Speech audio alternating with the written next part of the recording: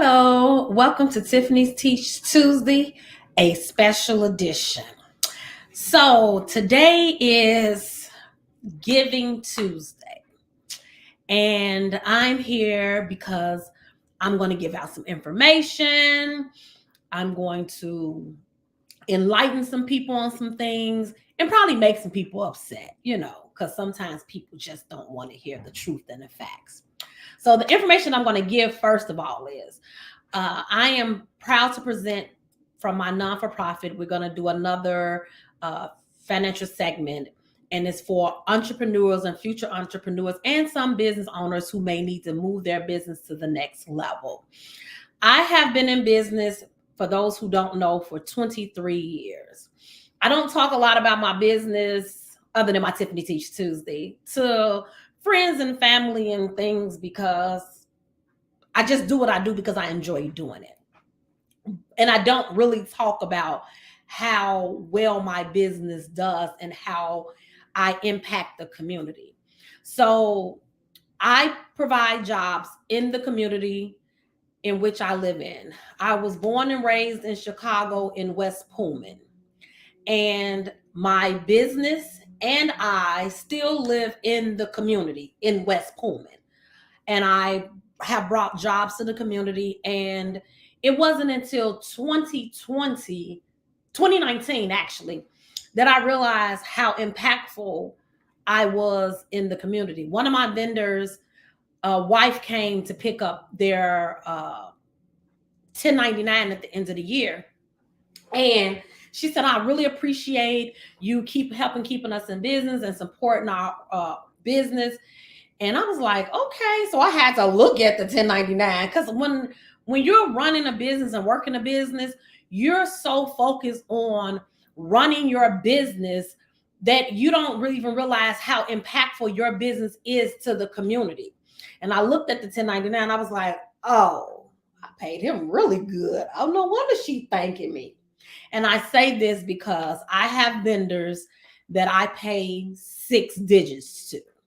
I generate 7 digits in revenue, and I feed the community and give back to the community as a small business. I employ a lot of people that look like me. I believe, as a Black business owner, that I have to also support other Black business owners and women in business. We talk about in our community all the time about we don't stick together and we need to do Black business. And I have seen on so many platforms, African American, Blacks, whatever you identify as Black, drag Black businesses when they make a mistake. And I can tell you, dealing with Black businesses, it can be hard sometimes. And a lot of times it's because they don't know how to operate and function a business. And it's not they don't have good service or they don't have good products. It's just that they just don't know what to do because they've never been taught that back end part of the business operation side. So I run my business effectively. A lot of people think because I have a business degree from Howard University and they taught me about how to run a business. That is not the case. My studies in business taught me the basic fundamentals of operations of a business. And I'm an accounting major, so I'm good with numbers. And my clients love my monthly statements I send them because they are legible and they understand. Well, they don't understand them because I still have to break them down to someone, but that's okay. But they're accountants that process their end of the year tax returns love my statements because they get it. So, but that part I learned in accounting, the basic fundamentals, but how to operate and run a business. I learned one because I was an Indian before I became a chief. I worked for other organizations. I watched how they and I work for big corporate companies. I work for ComEd, Chicago Tribune, CTA. I work for big corporations and watched them operate their business and saw the different sectors of the business and how it runs and operates. In addition to that, I am a forever learner. I take a lot of classes and workshops and different things to learn how to effectively run my business. When people bring ideas or services to my organization, if it makes sense for my business, it's within my budget, I purchase those services or products that help my business be more effective and process much better. And the second thing, I keep reinvesting into my business. For the first 19 years of me being in business, I spent my own money that I worked the job and reinvested into my business. I didn't get my first business loan until December of 2019, right before the pandemic. And a lot of the reasons I didn't get a business loan is because they said the type of business that I was in was a risky business, being in real estate. So they wouldn't even fund my business. But when I got my business loan, I didn't go on expensive trips and buy materialistic things. I reinvested into my business. I upgraded my website. My website was very expensive to upgrade, but it took my business to the next level so that I could move into that 7-digit bracket in order to be able to continue to provide jobs for people in the community. And I think about us as American people as a whole collectively, and we speak about how we don't make enough money. We don't make enough money for what our ancestors made, and we don't get these grants and benefits and things of that nature. And I tell people over and over again, you have to make sacrifices in life to get to where you want to get into in life. I haven't reached my ultimate goal of success. I'm just now starting to feel some level of what's the word I'm looking for?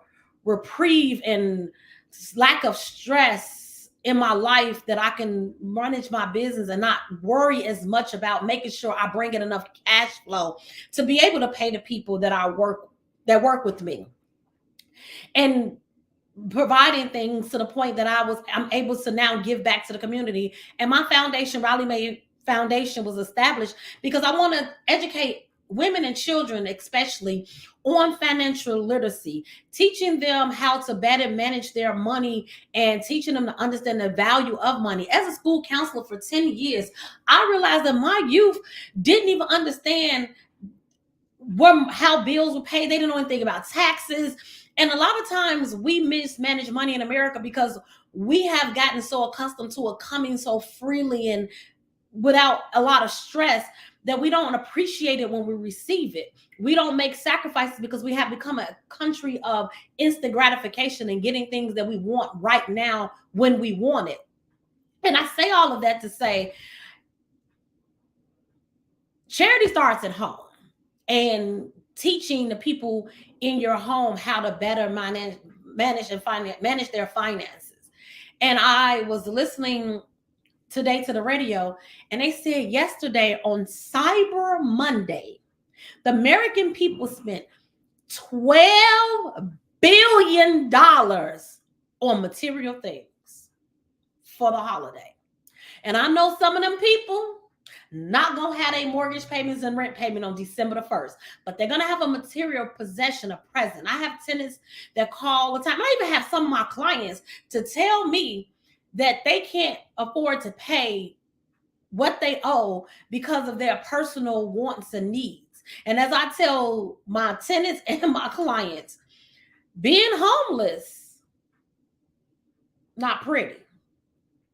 And we can tell that now about how we're responding to the migrants getting our financial resources to house them, but we also have people in our community who need housing that we're not providing housing for.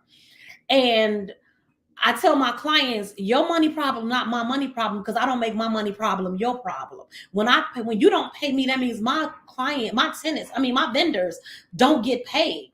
And that's unfair for me to work and my vendors to work and not get paid. And I always give them example. You work a job every day to build this level of wealth for you and your family. And then when it's time for you when you go to work, and on Friday, when it's time for you to get your paycheck, they tell you they can't pay you because they got other personal needs that supersede you getting your payment. How does that make you feel? And that goes for my tenants as well. We are in the business of making money. I tell people all the time, I don't run a non-for-profit at Art Property Management.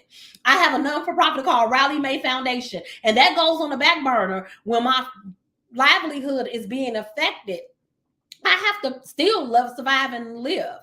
And I say all that to say that we as people need to get our priorities in perspective.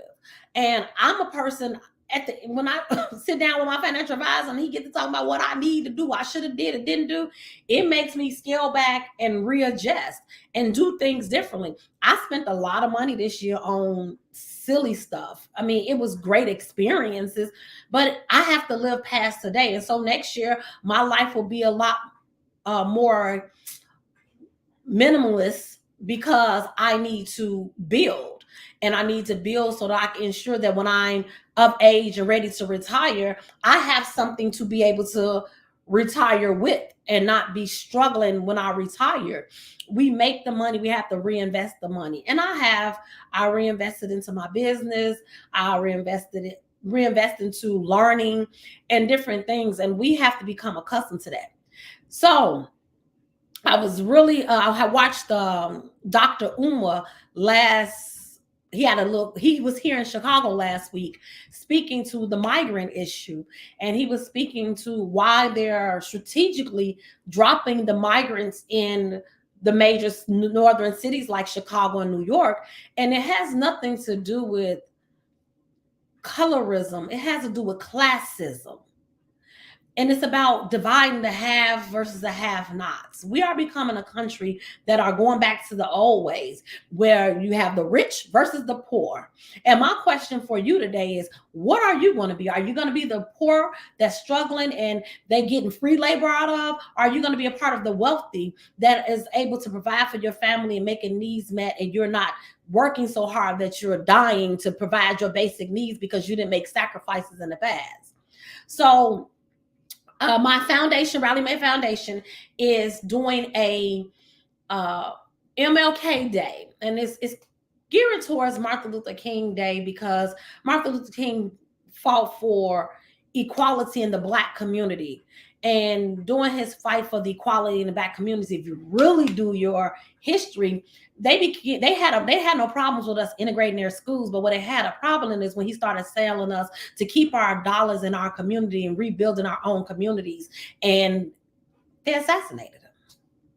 And I am now offering a workshop for entrepreneurs and future entrepreneurs and business owners on MLK Day, January the 15th, to teach about how to move your business to the next level, about insurance, about payroll, about how to buy real estate investments for your business, and different types of things that you can learn how to do your levy your taxes so it can work in your favor, and those different things that most small entrepreneurs don't know because they don't have the proper skill set or exposure to that information. And I'm gonna have some great speakers who are working in the industry who can tell you the type of services that are available to you to help your business grow. And on right now, up until Friday, December the 1st, we are offering $15 off. It is currently going for the class. It's a virtual class, and it is $75 per person, but we're offering $15 off for this class if you register by December the 1st. So don't miss out on the opportunity to learn and help grow your business. And you may not be in the field of building a business right now, but you may know someone that is in the business and may be able to benefit from this information. And so you can donate a class, the virtual class workshop, to someone. Again, it's $75 donation. It goes towards our non-for-profit to continue to provide service for women and children in financial literacy. So again, the class is going for $75. We have a $15 off up until December the 1st. And I just want to tell my American people, we can be great, and we can make America great again by bringing businesses back into the community, because that's where we're failing at. The majority of our businesses have exported to other countries, and primarily our biggest import company is China. If you look on the tags of everything, it says made in China. Made in China. China is going to be the new America powerhouse when it comes to resources and commodities and things of that nature. So I hope that we stay tuned and understand it is up to us as the American people to strengthen our country. And we can't talk about it after it has happened. We have to be proactive and not reactive, and do what we need to do to build our country to make it great again. So thank you again for always tuning in for Tiffany Teach Tuesday. And I will be back on the second Tuesday of December 19th. And on that Tiffany Teach Tuesday, I'm actually going to bring in some of my vendors to interview them so they can tell you about their business, the type of services that they provide to our property management, and why they enjoy doing business with me. Or if they don't, which most of them do because they like those checks, hopefully they'll come and speak. And if they don't, they probably won't. So thank you again. Go to mlk3m.eventbrite.com to get a donation to submit a donation, to attend our workshop. Again, that is mlk3m.eventbrite.com, and get your seat for our MLK Day Money Matters Monday. Thank you and have a nice day.